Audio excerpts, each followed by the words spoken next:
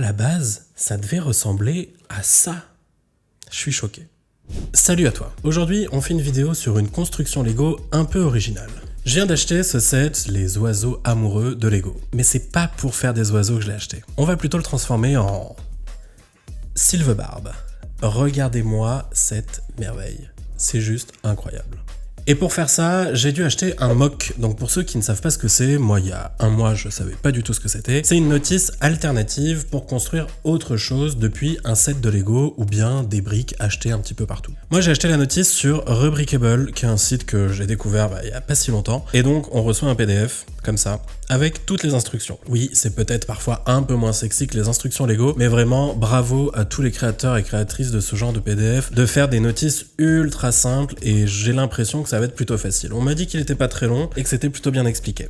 Forcément, comme je vais pas faire la notice originale, j'ai dû trier les pièces. Alors ça, je voulais filmer en accéléré parce que ça m'a pris un petit moment, sachant qu'il y a énormément de pièces de la même couleur, surtout des pièces marron. Je sens qu'on va beaucoup s'éclater. Je sens qu'il va y avoir beaucoup d'avance rapide dans la vidéo parce que je vais pas vous saouler pendant des heures en train de chercher comme ça ma petite brique. Oui, c'est ça, on dit une brique. Et avant de commencer, j'ai reçu un commentaire l'autre jour sous ma vidéo de Poudlard en Lego. Et on m'a dit, mais enfin, pourquoi tu fais des constructions Lego? C'est pas du tout l'ADN de ta chaîne. Ma chaîne s'appelle Les Objets Fantastiques. Quel autre objet fantastique peux-tu construire de manière fun, ludique et apaisante, si ce n'est des Lego, ou bien Lumibrix ou d'autres marques, je les connais pas tous. Moi perso c'est une passion que j'ai redécouvert à l'âge adulte, je faisais beaucoup de Lego quand j'étais petit, puis un gros passage à vide pendant 20 ans. Et puis j'ai redécouvert ça vraiment à l'âge adulte en faisant des sets plus compliqués évidemment que quand on est enfant, et c'est notamment grâce à des créateurs de contenu comme The Laser Symphony qui a l'air en plus d'être un gars super chouette, et donc vraiment si un jour t'as envie de faire une collab, je suis super chaud. Et sur Instagram également le compte Il Manque Une Pièce, Myriam et Léo, je regarde vos vidéos depuis le début. On commence alors avec toutes nos pièces triées. Et je vous ai pas menti, il y en a pas mal des marrons. On va pouvoir passer à la première étape.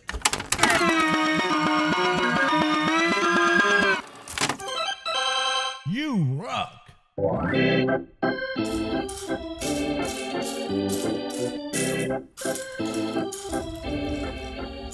Ok, ça commence bien. Première étape, je mets un quart d'heure à trouver ma pièce. Je sens qu'elle va être pas longue cette vidéo. Alors ouais, c'est vrai que les Lego, c'est plutôt pas mal quand on n'est pas très patient. Moi, personnellement, c'est mon cas. Et je peux vous dire que ça me remet bien comme il faut quand je fais des Lego, surtout des mocks. Parce que trier déjà ces Lego par couleur, ça prend un petit temps. Mais alors retrouver le Lego dans sa tonne de couleurs, c'est vraiment un délire. Mais ça fait du bien. En fait, mon plat est trop petit, je reviens. Et voilà, ce sera mieux. Ok, c'était pas la bonne couleur que je cherchais.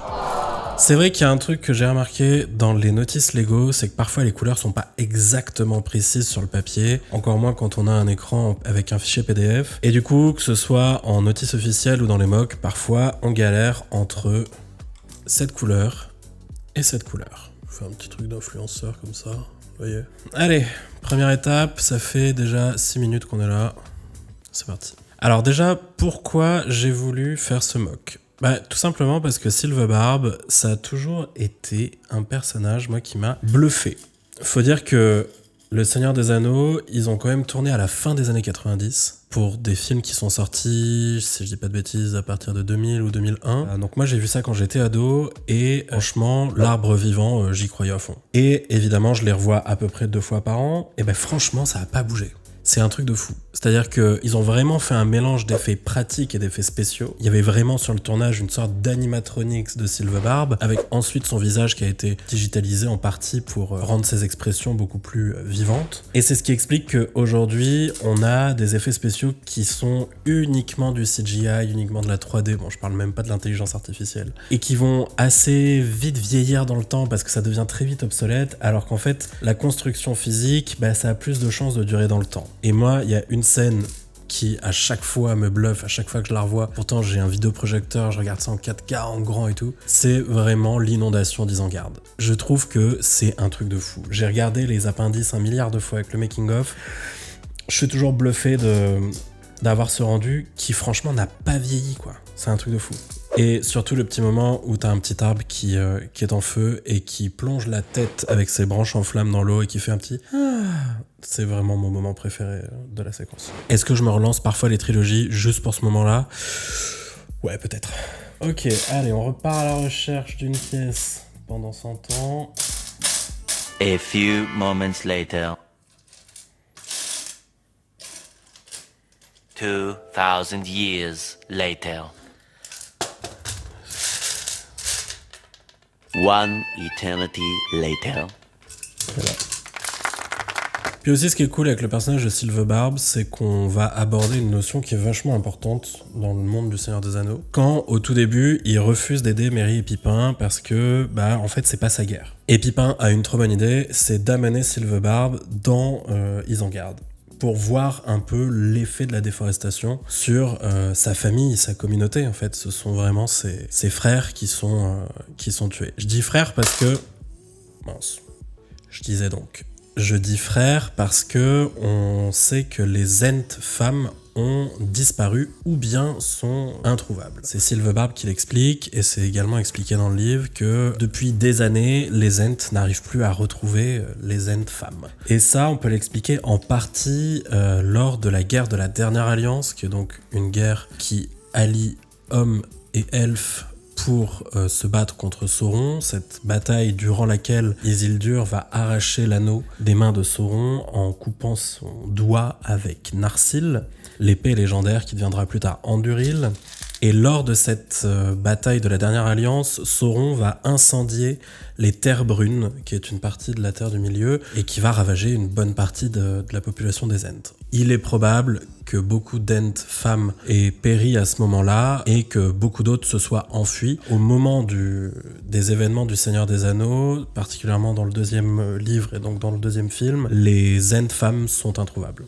Et d'ailleurs, la bien-aimée de Sylvebarbe, Fimbrethil, est également introuvable, et ce qui l'a rendu profondément triste lorsqu'il l'a cherchée après la bataille de la Dernière Alliance. Je fais une petite parenthèse, je dis bien Fimbrethil et pas Fimbretil, parce que j'ai décidé de prononcer comme il fallait, autant que faire se peut, peut-être que je me trompe, les noms dans l'univers de Tolkien. Parce que il a laissé énormément d'instructions sur les traductions et la façon de prononcer les noms et les langues qu'il a créées. Et donc c'est vrai que dans des vidéos, je me suis par le passé un peu trop facilité la tâche en utilisant des traductions assez classiques françaises, notamment ce qu'on a pu entendre dans les films, mais j'aimerais bien rendre honneur à cet univers que j'adore et donc mieux prononcer les noms. Donc oui, je vais dire Galadriel, oui, je vais dire Elrond. Ouais, lui, il est chaud quand même. Donc voilà, n'ayez pas peur si vous entendez des trucs comme Anduril. Tiens, d'ailleurs, est-ce que j'ai roulé l'air quand je l'ai dit tout à l'heure? Je sais plus. Anduril.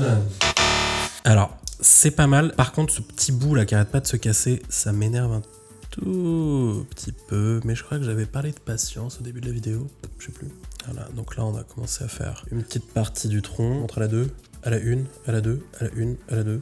Non, franchement, la notice, elle est bien faite. Hein. C'est assez cool. Puis j'aime bien que ce soit long et lent. Ça fait du bien. Bon, le problème, quand on a des gros doigts comme moi, c'est qu'il y a des petites pièces qui sont difficiles à assembler. Hein.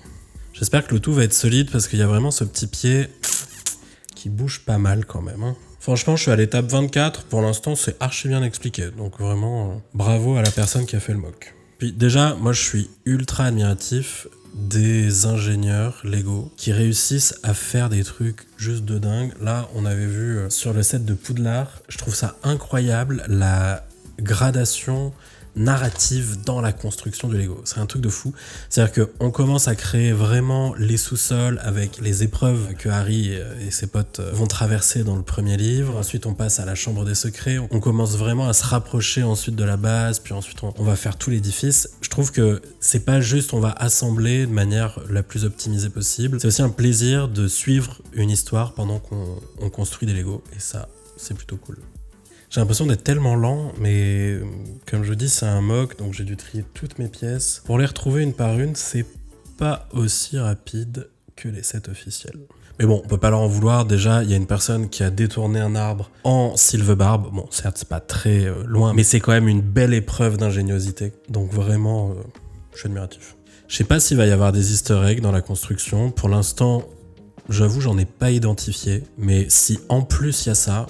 Franchement, chapeau. Et puis dans les MOC, souvent, on a un set de base qu'on va venir agrémenter avec plein d'autres pièces qu'il va falloir acheter à l'unité. Bon, après, vous avez plein de sites qui vous permettent d'aller trouver vraiment cette pièce qui se casse tout le temps. On commence vraiment à m'énerver. Vous avez plein de sites où vous allez pouvoir trouver des pièces neuves ou d'occasion, peu importe. Vous pouvez même aller chez Lego. Vous avez des murs de briques dans les boutiques qui vont vous permettre d'aller acheter vraiment brique par brique ce dont vous avez besoin. Mais ce que je trouve vraiment cool, c'est que dans ce MOC, on va utiliser absolument que les briques issues du set Lego. Il n'y a pas d'achat en plus à faire, donc c'est plutôt pas mal. Là, on commence à vraiment faire quelque chose d'assez long et ça devient de plus en plus fragile. Donc je fais vraiment ultra attention à pas tout casser. Ok, je suis à l'étape 32, il y en a 314. Oh, c'est cool. Ok, je sens qu'on commence à renforcer un peu tout ça. Il était temps.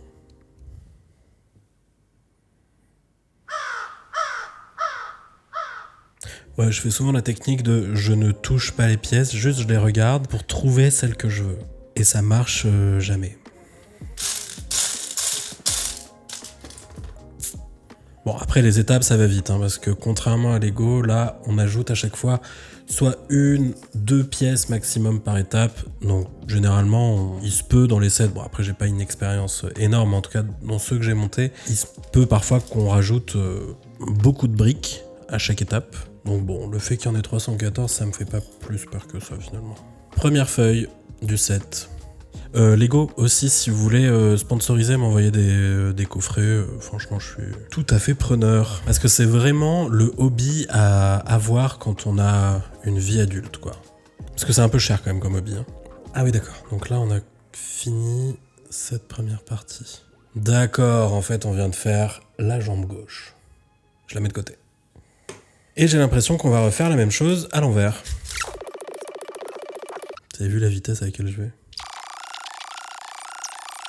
On ne m'arrête plus. Et d'ailleurs, est-ce que vous savez d'où viennent les Ents ? La réponse, elle est dans le Silmarillion, donc la genèse de tout le monde de Tolkien. C'est la Vala Yavanna qui est en charge de tout ce qui pousse sur Arda, c'est-à-dire le monde, qui, une fois qu'elle voit Aule créer ses nains, se demande comment les choses qui poussent vont-elles faire pour se défendre face à toutes les populations de la Terre du Milieu qui vont avoir besoin d'accéder à leurs ressources. À ce moment-là, la faune et la flore est nommée Kelvar et Olvar. Les Kelvar, ce sont toutes les créatures qui peuvent se mouvoir en Arda, les chevaux, tous les animaux. Et les Olvar, ce sont les êtres qui ne peuvent pas bouger, comme les arbres. Et notamment, Yavanna propose à Manwë, qui est le chef des Valar, de s'entretenir par la pensée avec Eru Ilúvatar, qui est donc le dieu suprême du monde de Tolkien, pour lui accorder cette faveur, donner une façon à ces Olvar, donc c'est entre autres ces arbres, de pouvoir se mouvoir, de penser et de se défendre. Eru Ilúvatar accepte, et donc grâce à Yavanna, les Ents prennent vie sur la Terre du Milieu, au moment de l'éveil des enfants d'Ilúvatar, c'est-à-dire les tout premiers elfes. Ces elfes, ils vont bien sûr s'intéresser aux Ents, ils vont leur apprendre la parole, c'est pour ça qu'ils parlent si bien le Sindarin et le Quenya. Et on sait que les elfes, tout comme Tolkien, il en avait beaucoup parlé, sont vraiment en adoration sur la nature et notamment sur les arbres. Tolkien, on le voit dans un documentaire sur Arte que je vous recommande vivement, je vous mettrai peut-être le lien en description. On apprend que Tolkien était vraiment fasciné par les arbres. Et donc la création des Ents devait forcément lui être très très chère.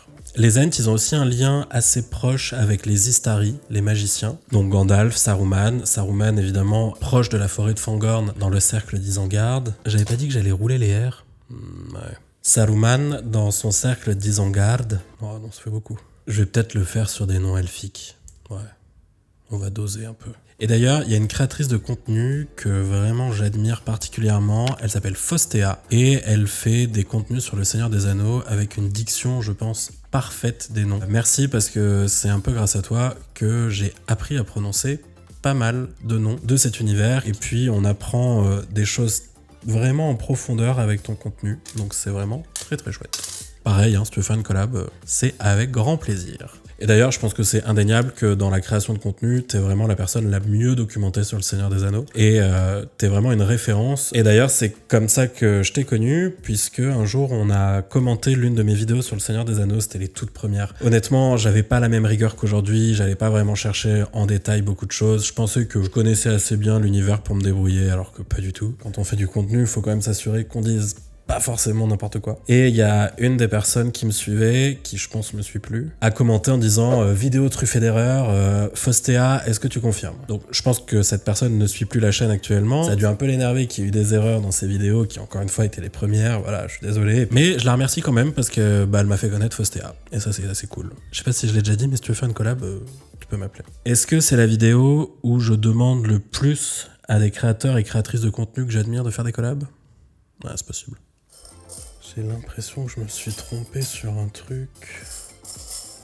En tout cas, je trouve assez stylé ce mélange de deux couleurs qui donne vraiment du relief quand même au tout. En tout cas, je souhaite bien du courage au monteur de la vidéo qui va devoir accélérer toutes ces petites parties où je dis n'importe quoi et où je cherche une pièce. Et soit dit au passage, le monteur, c'est moi. Eh ouais, entreprise individuelle, hein, tu connais. On fait tout soi-même. Je trouve que les détails vraiment sur cette jambe sont un peu plus sympas que sur celle-là. Ah, c'est le moment où on va assembler nos deux jambes. Là, j'aime bien les moments où on comprend vraiment, enfin jusque-là on comprenait quand même qu'on faisait des jambes, mais là on va les assembler et on va vraiment avoir la base de notre Silvebarb. C'est toujours des moments que j'adore.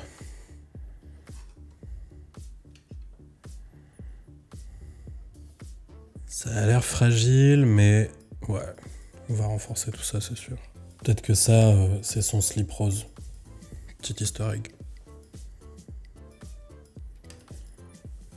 Petit giflard, Ikea, pareil, je vais faire une collab. Très bon, mais c'est sec, hein.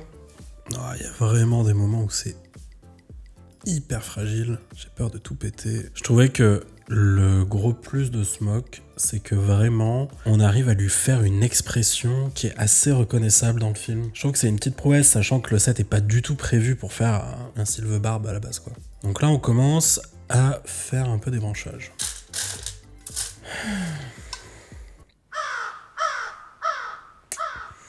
Marche toujours pas cette technique de regarder. Ah si. En fait, ça marche. Ah ouais, d'accord.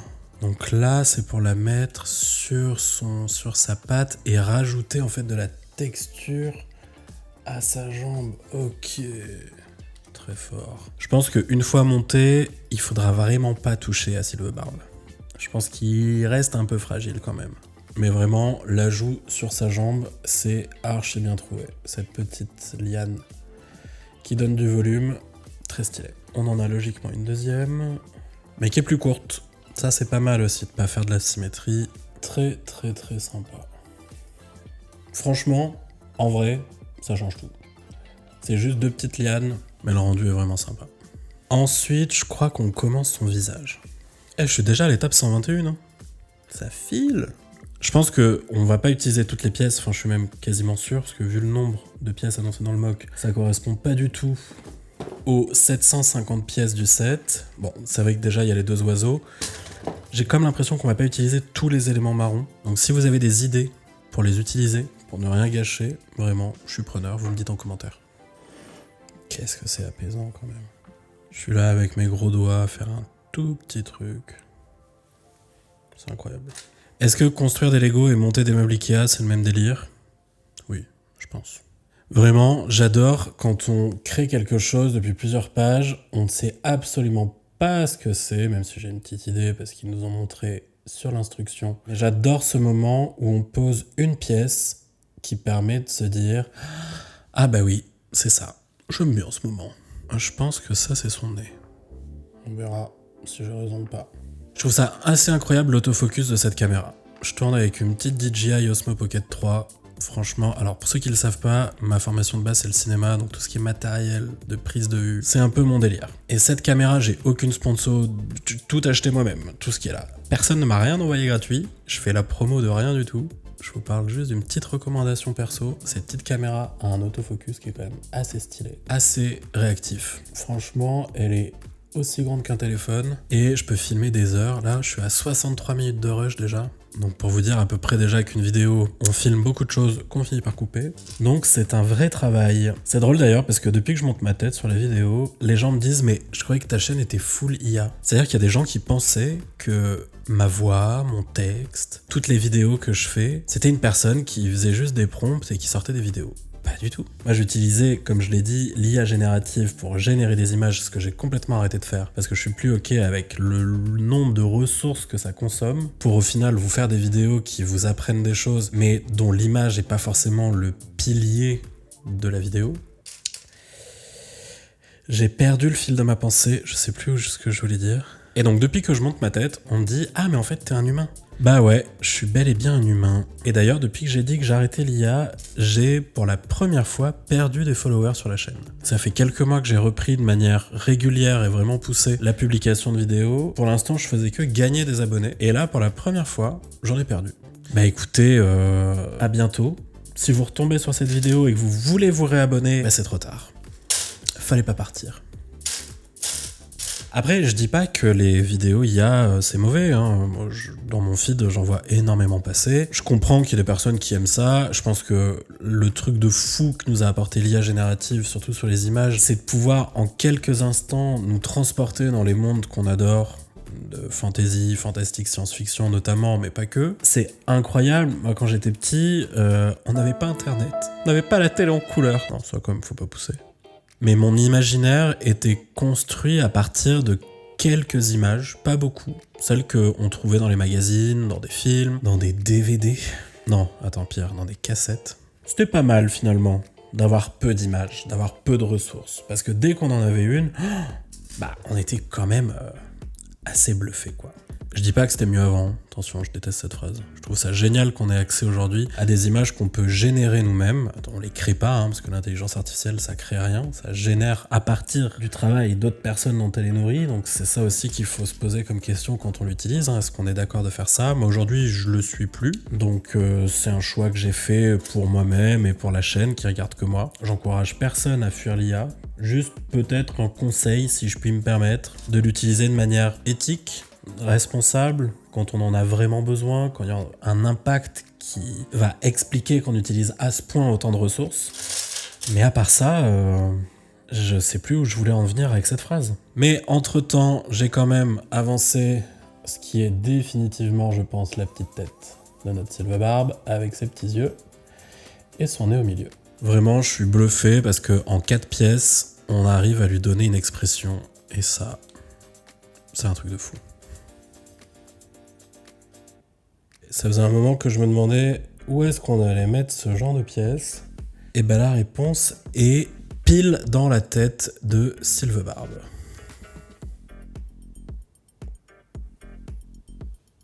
Ok, c'est le moment de l'assembler sur le corps.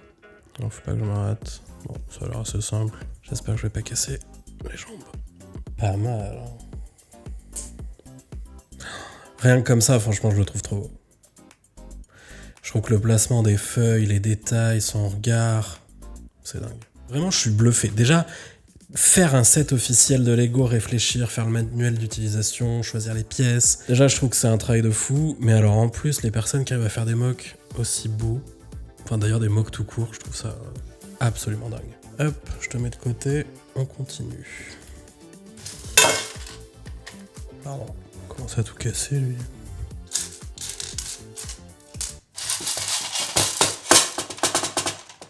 Est-ce que j'attends que la pièce se matérialise toute seule sous mes yeux? Oui. Est-ce que ça marche? Non. Allez. Ah non, elle est là.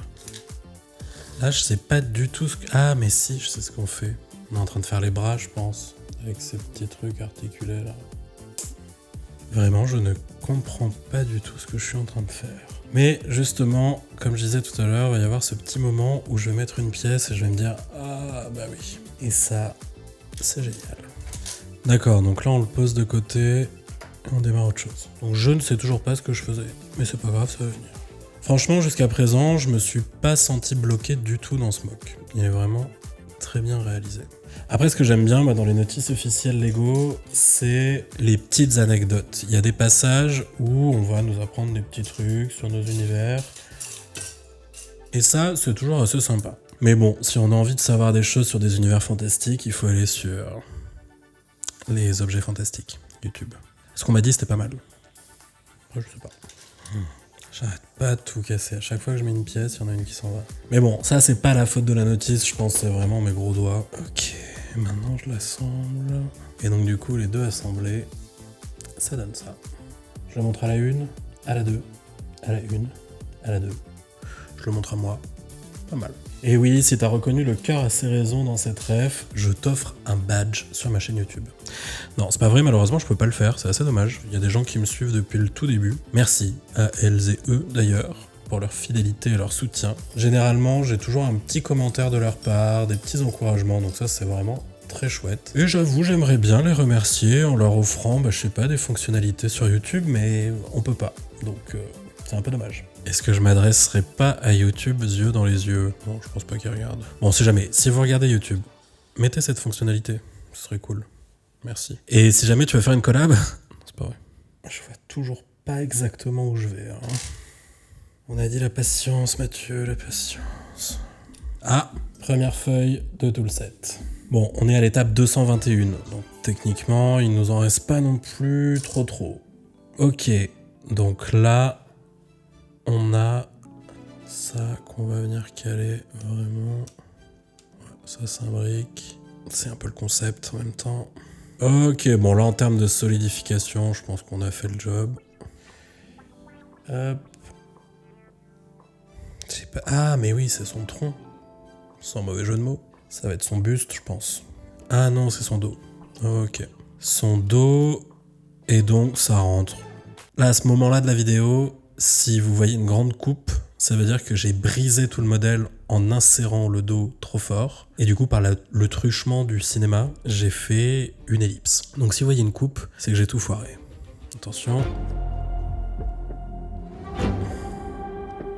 Pas de coupe. Oh purée. Pile au moment où je dis pas de coupe, il y a un truc qui tombe, je sais même pas d'où. Je sais pas d'où elle sort. C'est genre le bas du dos, quoi. C'est bon. Donc je disais, on a mis son dos avec ces deux petites tiges pour les bras. Déjà, ce qui est ultra satisfaisant, c'est qu'il tient sur ses pattes, alors qu'on n'a pas fini. Ça, c'est cool. Ok, bon, là, je sais pas si vous le voyez, mais le livret d'instructions devient quand même assez complexe. Il y a quand même beaucoup d'informations visuelles. J'espère que je vais pas faire n'importe quoi. Il y a des techniques qui ont l'air de pas être totalement officielles quand même. Après, je m'y connais pas beaucoup, mais je crois savoir qu'il y a les techniques officielles et les autres. Mais bon, si le rendu fonctionne, c'est essentiel. Et donc là, on va caler la feuille. Elle tient juste comme ça. Ok. D'accord, on va faire un enchevêtrement de feuilles. Très stylé. Ok. Ah oui, d'accord, c'est la moustache. Ok, donc sa barbe sort de dessous ses narines. C'est archi bien fait. Sa sylve-barbe. Incroyable. Et donc là, on a deux feuilles les unes sur les autres. Enfin, je dis des feuilles, en fait, c'est plus des branchages. Je comprends pas comment ça tient, ça, par contre. Oh non, j'arrête pas de casser des trucs. D'accord, donc c'est par-dessus, ok. Bon, après, j'ai envie de dire, c'est sa barbe. Je pense que si je l'ai pas fait exactement pile poil comme il fallait, c'est pas grave. Ça reste feuillu, touffu. Ça marche. Encore une manche, bah dis donc. Grosse barbe, Sylve-Barbe. Voilà, la barbe de Sylve-Barbe officiellement terminée. Plutôt pas mal quand même. Ok, j'ai l'impression qu'on démarre un bras. Je suis déjà à 1h30 d'enregistrement. C'est quand même un peu long. Hein. Après on parle, hein, mais... Enfin c'est long, je veux dire pour un enregistrement de vidéo, pas pour... Enfin remarque, non. Vous savez que parfois, les vidéos longues que je fais en voix off, au début j'enregistrais 1h30 de voix off pour faire 45 minutes. Donc on avait un petit ratio de 2. Ce qui est plutôt correct quand même dans la prod. Généralement, on jette beaucoup plus de matière, entre guillemets. Maintenant, sachez que mes voix off de vidéos qui font 30 minutes, je les fais en moyenne en 40 minutes. Donc là, le ratio est quand même plutôt pas mal. Mais bon, là, j'avoue, je savais pas combien de temps ça allait prendre. Je pensais qu'on allait mettre un peu moins de temps. Mais je pense que si vous faites tout d'un coup avec un bon podcast, genre... les objets fantastiques sur Spotify ou Apple Podcast par exemple, ça passe plus vite. Ah oui, puis surtout, il me manque les deux petites figurines de Merry et Pipin pour aller sur les épaules de Sylve-Barbe. J'avoue, je les ai pas encore. Je vais voir si je peux les trouver d'occasion, mais si j'arrive à faire des petits oiseaux avec toute cette brique rose qui me reste, je pense que j'essaierai de lui poser sur les épaules. Là, je pense qu'on est en train de faire les doigts. Et ça, Je trouve que le détail est assez dingue. Il a que 4 doigts, mais franchement, très stylé. Puis ça se trouve, les Ents, ils ont que 4 doigts. On sait pas. Ok, purée, je me disais que les doigts avaient l'air un peu fins, mais en fait c'est normal, on va les épaissir. Ah ouais, non, franchement les doigts sont très stylés. Combien de fois j'ai dit stylé dans cette vidéo? Tout ça, je vous le rappelle quand même, avec ce qui est censé faire ce joli petit arbre avec ses jolis petits osios. Incroyable. Non mais encore plus dingue, la main complète est vraiment ultra stylée. Il me manque juste un tout petit truc pour pouvoir vous la montrer. Voilà. Une main articulée avec les phalanges, les doigts. Non, franchement, c'est ouf. Je trouve ça dingue. Je suis bluffé en vrai. Ok, là c'est le moment où je vais fixer le bras sur le corps. En vrai, j'ai très très peur de tout péter. Surtout que ça rentre là-dedans. Non, c'est pas possible. Ah ouais, je sens que je vais tout péter. Pareil, hein, si vous voyez une coupe, c'est que j'ai vraiment tout pété. C'est rentré. Son bras me paraît hyper long. Ah mais non, en fait non. Quand je le vois comme ça paraît normal. Très très très stylé. Je suis ému de voir ce petit Ent rendre vie. Moi je me demande, là, tous mes potes qui font des semi-marathons, des trucs comme ça, là, quand est-ce qu'ils ont le temps de faire des Lego? En vrai. Ça se trouve, ils ont même pas le temps. C'est horrible. Bon, le deuxième bras, j'y vais un peu plus vite parce que c'est un peu la même mécanique. Même si je suis sûr qu'à la fin, il y aura des petits décalages parce que ce sera pas symétrique. Parce que la nature n'est pas symétrique. Je crois que c'est dans Prometheus qu'un personnage dit « Dieu ne crée pas de ligne droite ». Je pense que c'est un peu vrai pour Yavanna aussi. Encore une fois, la main, je trouve que c'est peut-être l'élément que je trouve le plus dingue de tout le set. J'avais jamais monté de Lego avec des mains, encore. Donc peut-être que c'est un truc basique et que je suis pas habitué, mais en tout cas, je trouve que le niveau de détail et de l'articulation complète des doigts, je trouve ça fou. Ah, franchement, je trouve ça dingue. C'est fou, fou, fou. Attention, on va insérer le deuxième bras. Ok, je casse déjà un truc. Il y a un truc qu'on dit chez moi, c'est les mains de Pachi. Et ben, je les ai.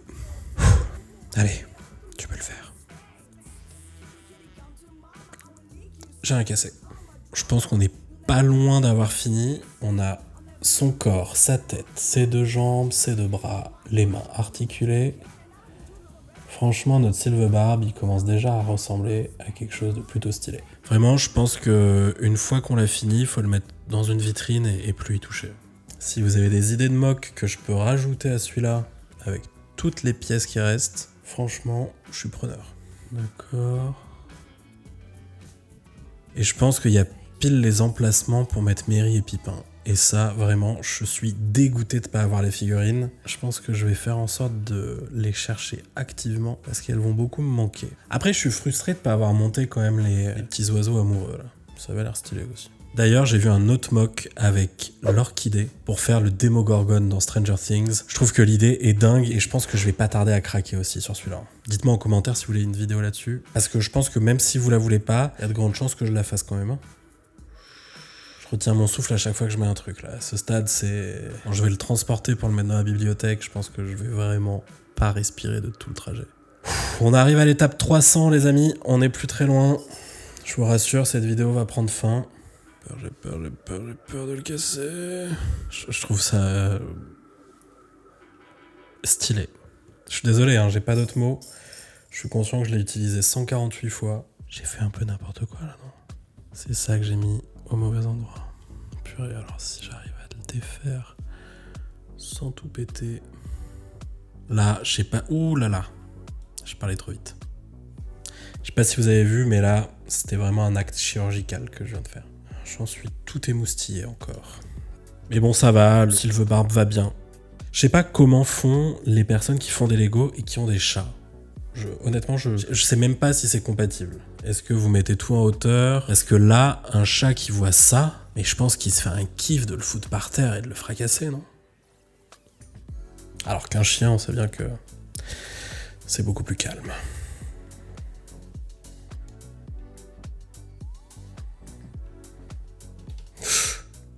Oh, j'ai tout cassé. Allez, il reste 12 étapes. Arrête de tout casser. Je Je pense qu'il faut vraiment les équilibrer. C'est peut-être là que les figurines de Pipin et Merry sont utiles en fait. Hein. C'est peut-être pour l'équilibrer. Ouh là là, là il y a des trucs qui tiennent mais par magie en fait. Attends, c'est dans quel sens? On lui rajoute encore des trucs derrière. Ça va tomber je pense. Hein. Ok. Oh là là, c'est très stylé. J'adore. Faut vraiment que j'aille sur le dictionnaire des synonymes et que je trouve autre chose pour stylé. Ça va pas du tout. Moi, je vous parle d'écriture de romans, je vous fais des e-books d'aide à la création littéraire. D'ailleurs, le tome 2, Les Héros, est sorti, tu peux te le procurer. Le lien est en description. Et pourtant, je te dis à peu près 800 000 fois stylé dans la même vidéo. Ça va pas du tout. C'est très fragile. Là, si j'appuie trop fort, je lui casse toute la partie gauche du visage. Donc je fais super attention. Oh là là, je sais pas comment m'y prendre. Je sais même pas par où le tenir pour fixer ça. Oh. Ah bah c'est fini. Oh non, je pensais qu'il y avait encore des trucs. Bah c'est terminé. On a fini Sylvebarbe, qui a donc deux façons de se tenir, à moins que j'ai raté un truc. Ouais, je pense que c'est très probable que j'ai raté un truc. Je vais peut-être le faire tenir. Peut-être une idée, mais j'ai pas assez de pièces. Je vais lui rajouter vraiment 2 petits trucs comme ça pour lui faire des talons, parce que derrière, il bascule, ça me fait vraiment peur. Je pense que c'est pas gênant, ça se verra pas beaucoup.